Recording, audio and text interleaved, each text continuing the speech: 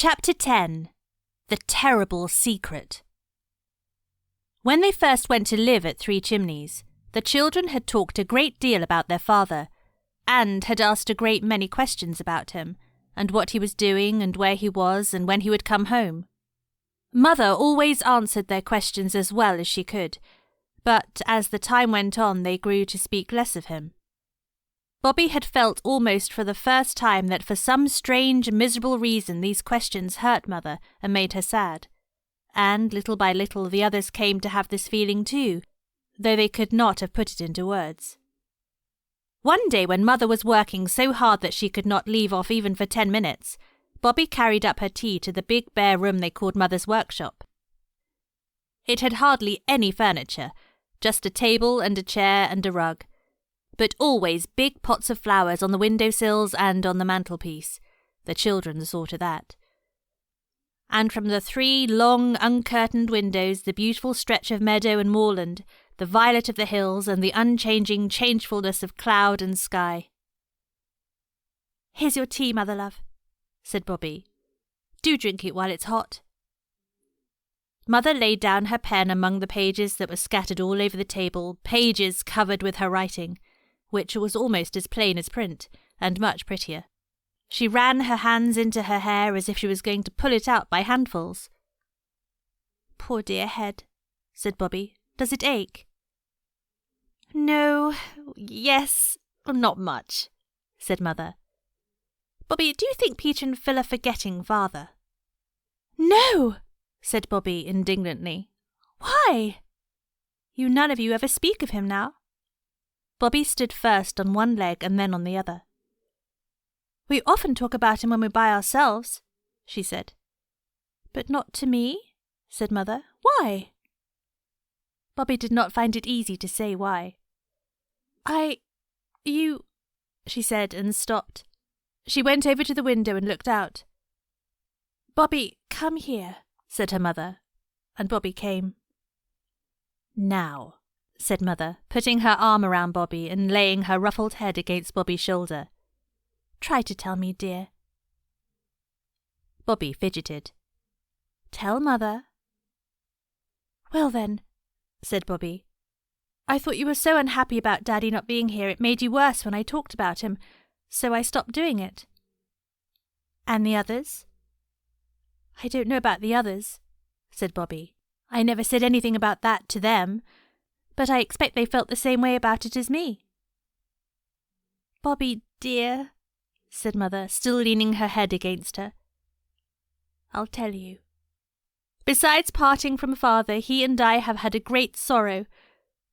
Oh, terrible, worse than anything you can think of, and at first it did hurt to hear you all talking of him as if everything was just the same, but it would be much more terrible if you were to forget him. That would be worse than anything." "The trouble," said Bobby in a very little voice. "I promised I would never ask you any questions, and I never have I? But the trouble, it won't last always." "No," said Mother. "The worst will be over when Father comes home to us." "I wish I could comfort you," said Bobby. "Oh, my dear, do you suppose you don't? What should I do without you, you and the others? Do you think I haven't noticed how good you've all been, not quarrelling nearly as much as you used to? And all the little kind things you do for me, the flowers and cleaning my shoes and tearing up to make the bed before I get time to do it myself." Bobby had sometimes wondered whether Mother noticed these things. "Well, that's nothing," she said. "To what? I must get on with my work," said Mother, giving Bobby one last squeeze. "Don't say anything to the others." That evening in the hour before bedtime, instead of reading to the children, Mother told them stories of the games she and Father used to have when they were children and lived near each other in the country. Tales of the adventure of Father with Mother's brothers when they were all boys together. Very funny stories they were, and the children laughed as they listened. "Uncle Edward died before he was grown up, didn't he?" said Phyllis, as Mother lit the bedroom candles. "Yes, dear," said Mother. "You would have loved him. He was such a brave boy, and so adventurous, always in mischief, and yet friends with everybody in spite of it.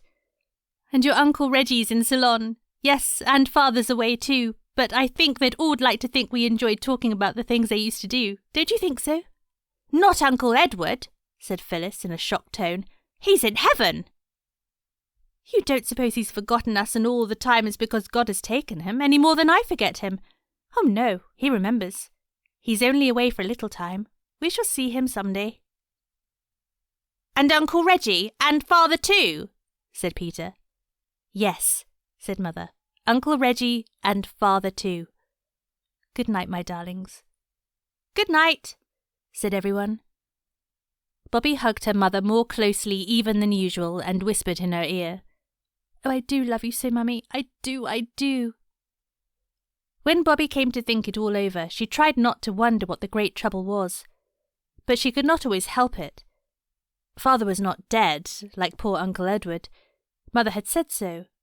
And he was not ill, or Mother would have been with him. Being poor wasn't the trouble. Bobby knew it was something nearer the heart than money could be. I mustn't try to think what it is, she told herself. No, I mustn't. I am glad Mother noticed about us not quarrelling so much. We'll keep that up. And alas, that very afternoon she and Peter had what Peter called a first-class shindy. They had not been a week at Three Chimneys before they had asked Mother to let them have a piece of garden each for their very own, and she had agreed. And the south border under the peach trees had been divided into 3 pieces, and they were allowed to plant whatever they liked there. Phyllis had planted mignonette and nasturtium and Virginia stock in hers. The seeds came up, and though they looked just like weeds, Phyllis believed that they would bear flowers some day. The Virginia stock justified her faith quite soon, and her garden was gay with a band of bright little flowers, pink and white and red and mauve.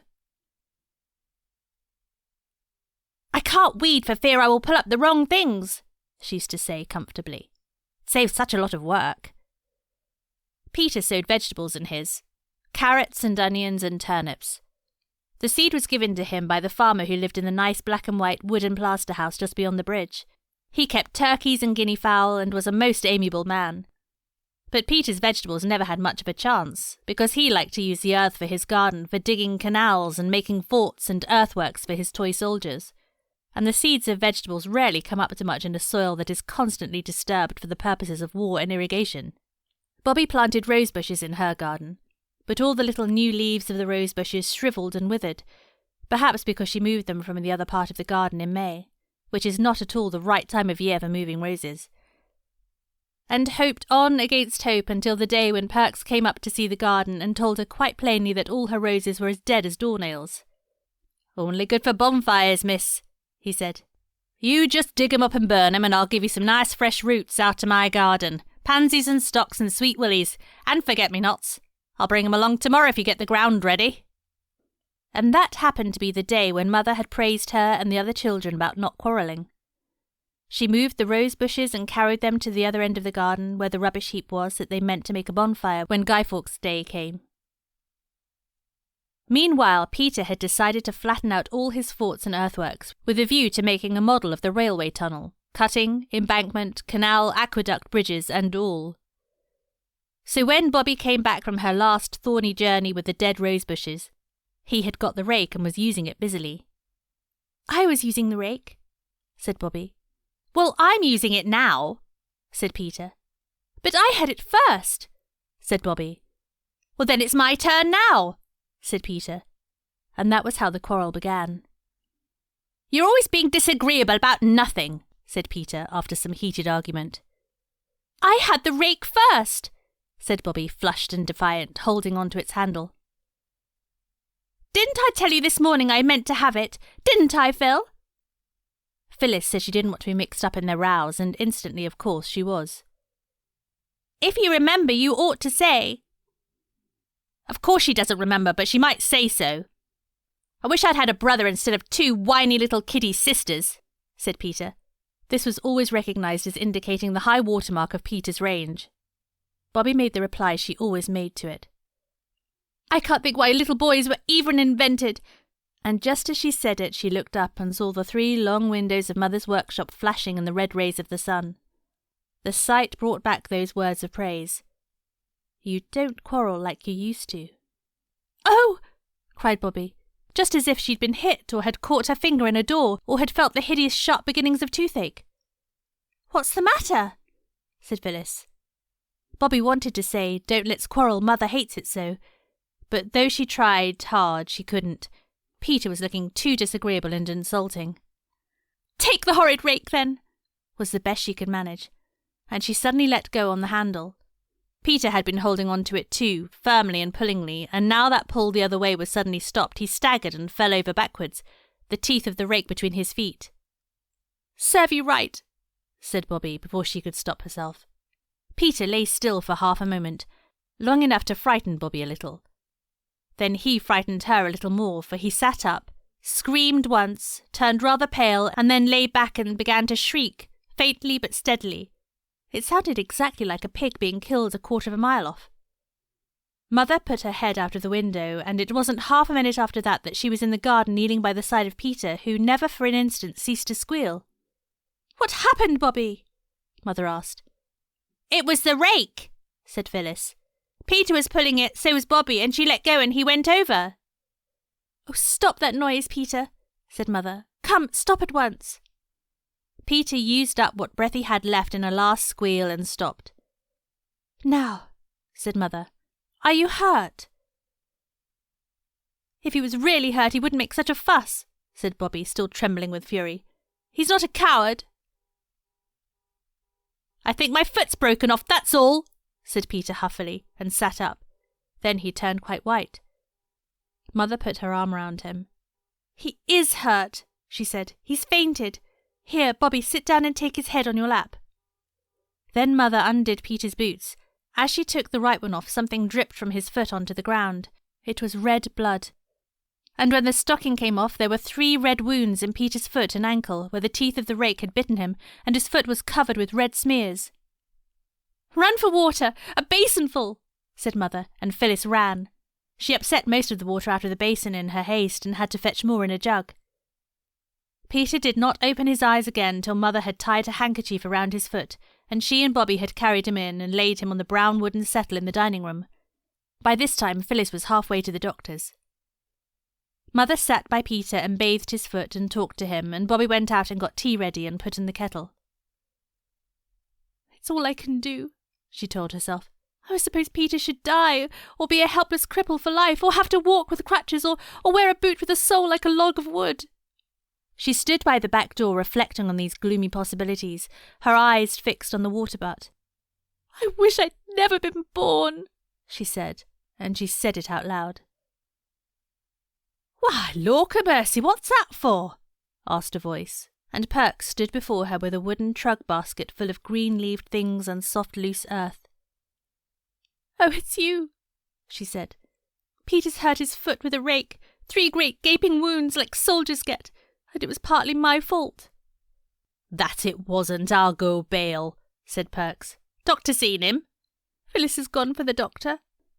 "He'll be all right, you see if he isn't," said Perks. "Why, my father's second cousin had an hay-fork run into him, right into his inside, and he was right as ever in a few weeks. All except his being a bit weak in the head afterwards, and they did say that was along with him getting a touch at the sun in the hayfield, and not the fork at all. I remember him well. Kind-hearted chap, but soft, as you might say."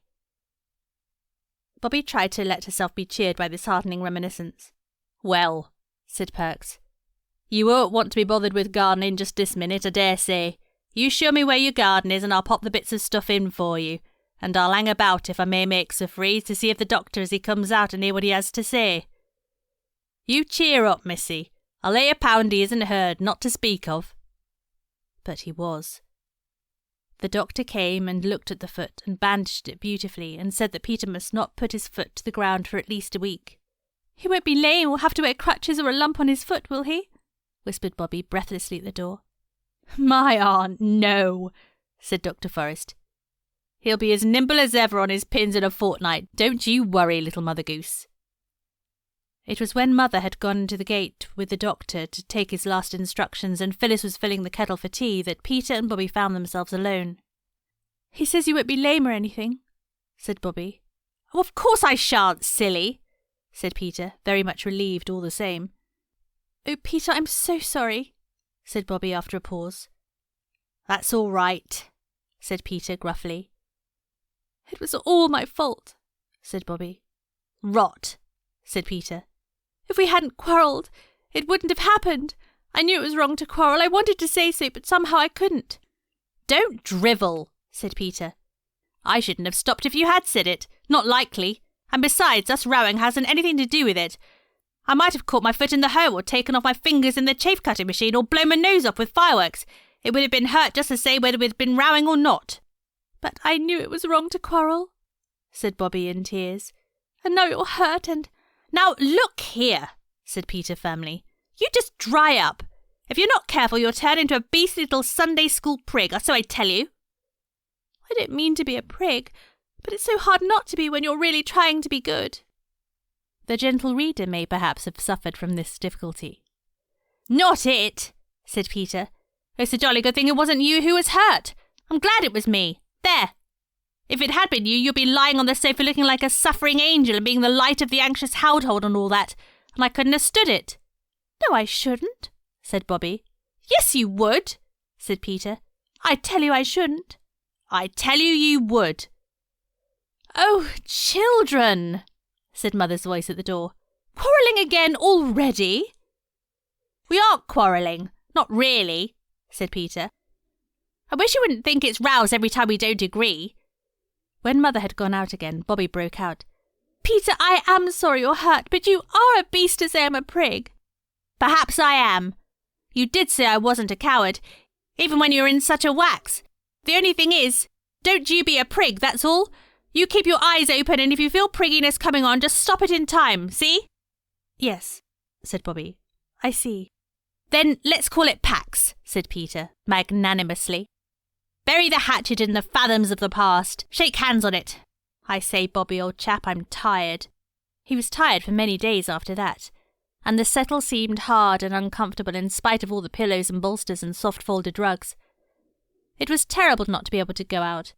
They moved the settle to the window, and from there Peter could see the smoke of the trains winding along the valley, but he could not see the trains.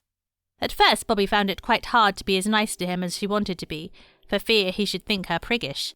But that soon wore off, and both she and Phyllis were, as he observed, jolly good sorts. Mother sat with him when his sisters were out, and the words, "He's not a coward," made Peter determined not to make any fuss about the pain in his foot, although it was rather bad, especially at night. Praise helps people very much sometimes. There were visitors too. Mrs. Perks came up and asked how he was, and so did the station master and several of the village people. But the time went slowly, slowly. I do wish there was something to read, said Peter. I've read all of our books 50 times over. I'll go to the doctor's, said Phyllis. He's sure to have some. Only about how to be ill and people's nasty insides, I expect, said Peter. Perks has a whole heap of magazines that come out of trains when people are tired of them, said Bobby. I'll run down and ask him. So the girls went their two ways. Bobby found Perks busy cleaning lamps. And how's the young gent? Said he. Better, thanks, said Bobby. But he's most frightfully bored. I came to ask if you've got any magazines you could lend him. Oh, there now, said Perks regretfully, rubbing his ear with a black and oily lamp of cotton waste. Why didn't I think of that now? I was trying to think of something that'd amuse him only this morning, and I couldn't think of anything better than a guinea pig. And a young chap I know is going to fetch that over from this tea time. Oh, how lovely! A real-life guinea! Oh, he will be pleased. But he'd like the magazines as well. Well, that's just it, said Perks.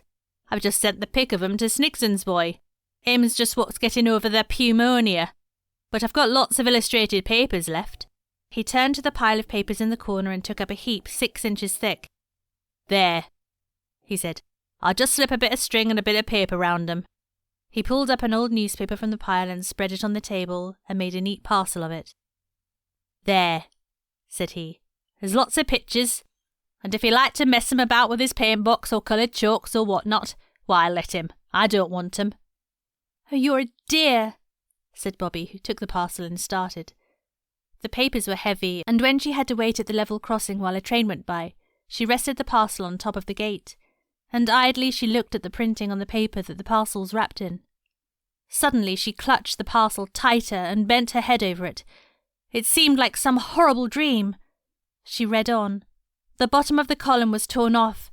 she could read no further.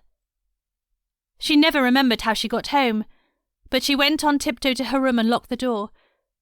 Then she undid the parcel and read that printed column again, sitting on the edge of her bed, her hands and feet icy cold and her face burning. When she had read all there was, she drew a long, uneven breath. "So now I know," she said. What she had read was headed, "End of the trial, verdict, sentence." The name of the man who had been tried was the name of her father. The verdict was guilty, and the sentence was 5 years penal servitude.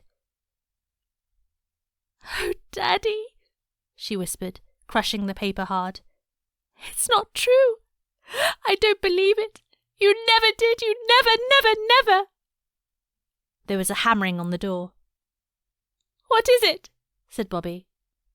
"It's me," said the voice of Phyllis. "Tea's ready and a boy's bought Peter a guinea pig. Come along down." And Bobby had to.